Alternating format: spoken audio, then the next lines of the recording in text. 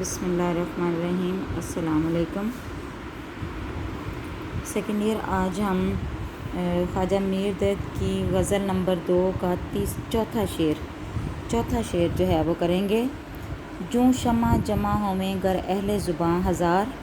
آپس میں چاہیے کہ کبھی گفتگو نہ ہو۔ اب اس میں بھی تشبیہ دے رہے ہیں کہ اس کے ساتھ جوں شمع، جس طرح سے شمع، کون؟ اہل زبان، ہزاروں کے حساب سے بھی اگر اہل زبان لوگ جو ہیں وہ ایک جگہ اکٹھے ہوں تو ان کو چاہیے کہ شمع کی طرح وہ آپس میں جو ہے وہ گفتگو نہ کریں۔ بہت سادہ اور عام فہم الفاظ میں اسی طرح سے خواجہ میر درد جو ہیں وہ اپنا مفہوم جو ہے وہ بیان کر رہے ہیں، اور اس میں اہل زبان جو ہیں ان سے مراد شاعر ادیب جو ہے وہ انہوں نے لیا ہے۔ تو کہہ رہے ہیں کہ آداب محفل اور محفل کے جو آداب ہیں اس کی بات کر رہے ہیں کہ خاص کر اہل زبان لوگ جو ہیں جب کوئی محفل منعقد ہو تو اس میں بڑھ چڑھ کر بلا وجہ تنقید کرتے ہیں اور اپنے آپ کو جو ہے وہ بڑھا چڑھا کر پیش کرنے کی کوشش کرتے ہیں۔ تو ان کو چاہیے کہ شمع سے وہ سبق حاصل کریں، اس سے سبق سیکھیں، جو جل کر روشنی تو دیتی ہے لیکن کسی طرح کا بھی شور و غل نہیں کرتی۔ برِ صغیر کی ادبی روایت یہ رہی ہے کہ یہاں معاصرانہ چشمک بہت رہی ہے۔ ہر اہل قلم جو ہے وہ کیا کرتا رہا ہے کہ دوسرے سے جو ہے وہ حسد اور بغض جو ہے وہ رکھتا رہا ہے، اور یہ سلسلہ اب بھی اسی طرح سے جو ہے وہ چل رہا ہے کہ ہر شاعر اپنے آپ کو بڑا شاعر اور ادیب جو ہے وہ سمجھتا ہے اور دوسروں کو نیچا دکھانے کے لیے طرح طرح کی جو ہے وہ الزام تراشیاں کرتا ہے۔ تو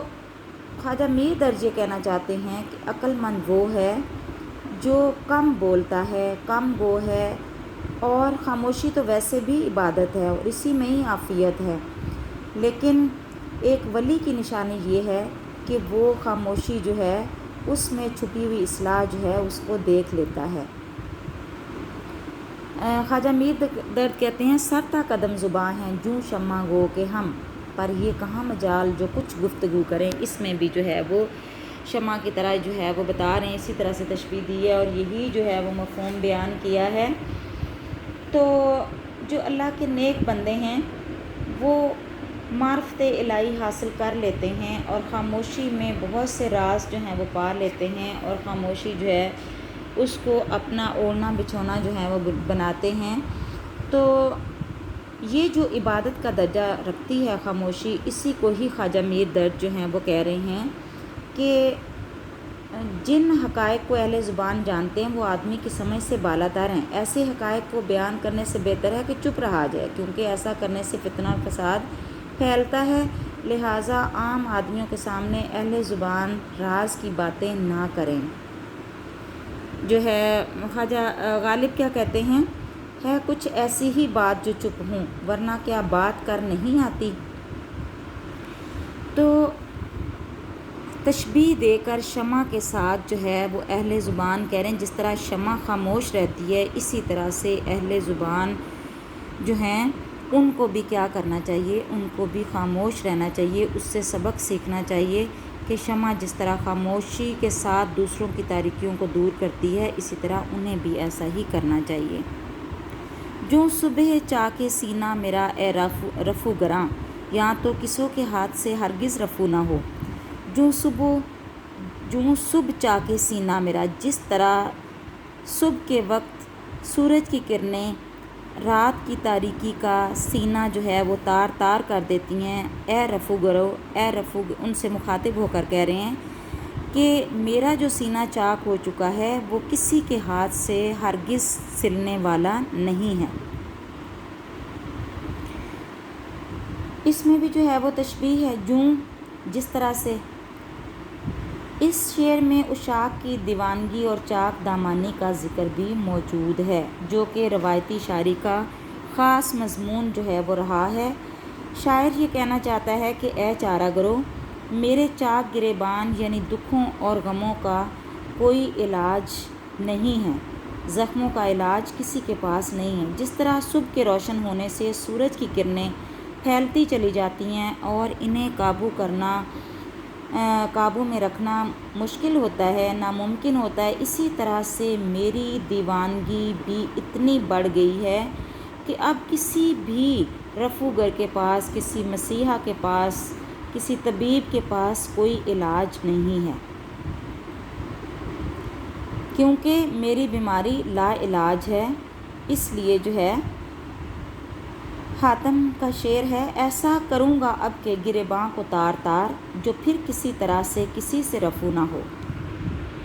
تو یہ جو روایتی شاعری میں عشاق ہیں، یہ مجبور اور بے بس ہو جاتے ہیں اور ہجر کے ہاتھوں تنگ آ کر اپنا گریبان چاک کر لیتے ہیں، پاگل پن کا مظاہرہ کرتے ہیں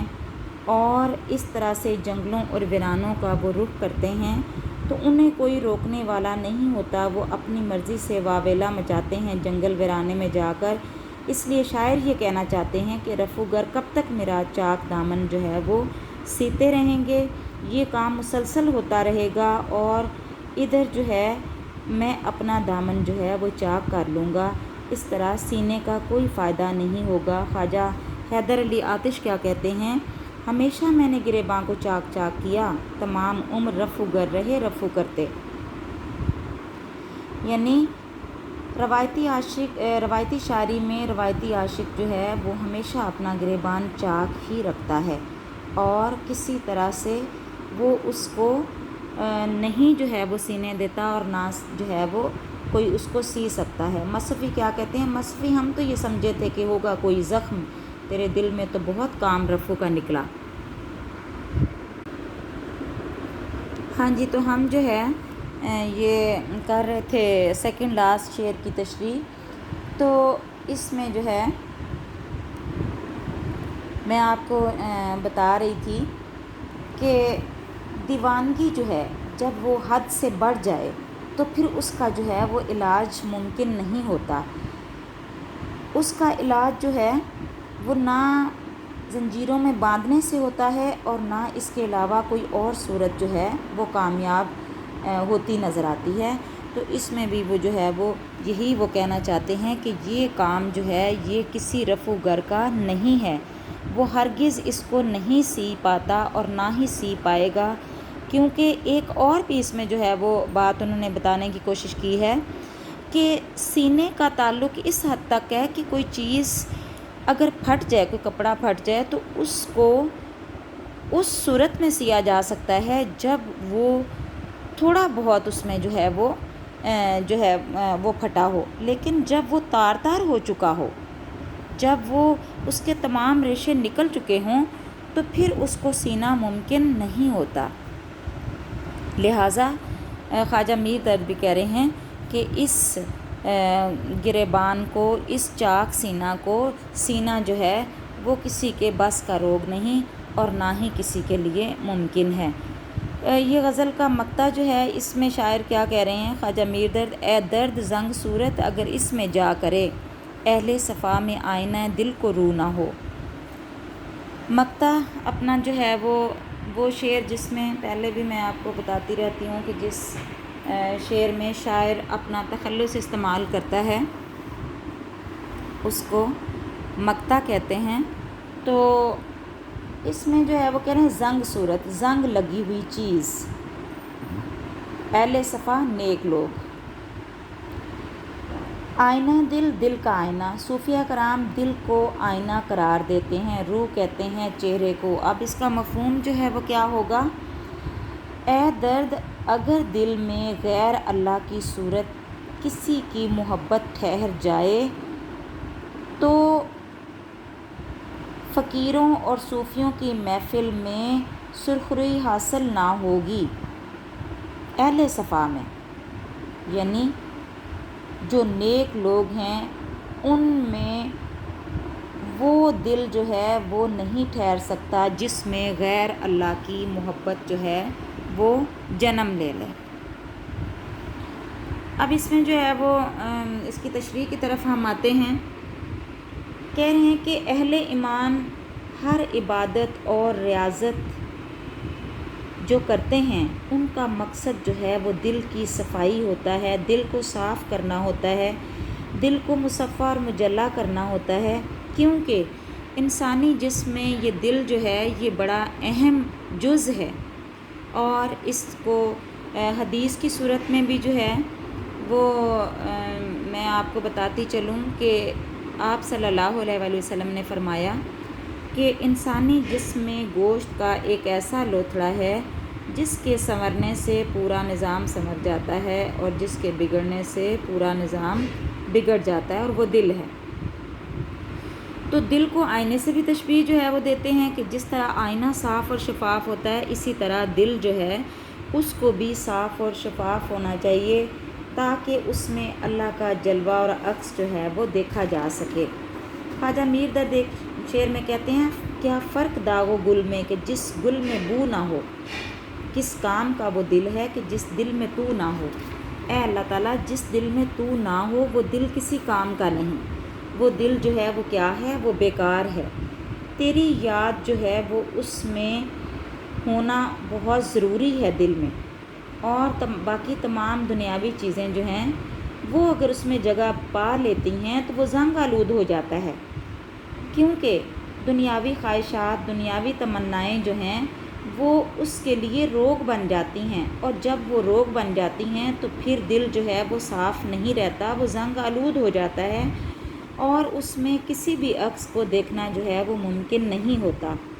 تو دل کو صرف اور صرف اللہ کا گھر ہونا چاہیے، اور اس میں اللہ کی محبت اور اللہ کی جو عبادت ہے اس کی خوشنودی جو ہے اس کو ہونا چاہیے۔ دنیاوی خواہشات اور مادی علائشیں اگر اس میں جو ہے وہ اپنا گھر بنا لیں، جگہ بنا لیں، تو وہ دھندلا جاتا ہے، اور اس کو تشبیہ کس سے دے رہے ہیں کہ جس طرح آئینہ جو ہے جب اس کو زنگ لگ جائے تو وہ بیکار ہو جاتا ہے، اسی صورت اے درد زنگ صورت، جس طرح آئینے کو زنگ لگ جاتا ہے اور وہ بیکار ہو جاتا ہے، دل میں اگر دنیاوی خواہشات جنم لے لیں تو وہ بھی بیکار ہو جاتا ہے۔ تو دل جو ہے وہ شیشے کی مانند ہونا چاہیے تاکہ محبوب حقیقی کا جلوہ اور اس کا حسن واضح طور پر جو ہے وہ دیکھا جا سکے، اور اس میں اس کی جو خوبصورتی ہے، اس کی جو محبت ہے، وہی اس دل کی جو ہے وہ اصل جگہ ہے۔ لہٰذا اگر یہ خراب ہو جائے، اگر اس کو زنگ لگ جائے اس دل کے آئینے کو، تو پھر جو ہے پھر یہ بیکار ہے، پھر اس کی جو ہے وہ کوئی اہمیت نہیں ہے۔ تو اس طرح سے یہ جو ہے غزل مکمل ہو گئی ہے۔ اس کی خواجہ میر درد کی دونوں غزلیں جو ہیں مکمل ہو گئی ہیں۔ اب ہم مشقی سوالات جو ہیں ان کو کریں گے۔ تو مشقی سوالات جو ہیں وہ اب ہم انشاءاللہ اگلے لیکچر میں جو ہے وہ مشقی سوالات کریں گے۔ یہ اس میں جتنی چیزیں ہیں پھر دیکھیں گے، اور اس کے بعد پھر ہم نیکسٹ جو ہے وہ تشریح کی طرف آئیں گے۔ نیکسٹ ہمارے شاعر ہیں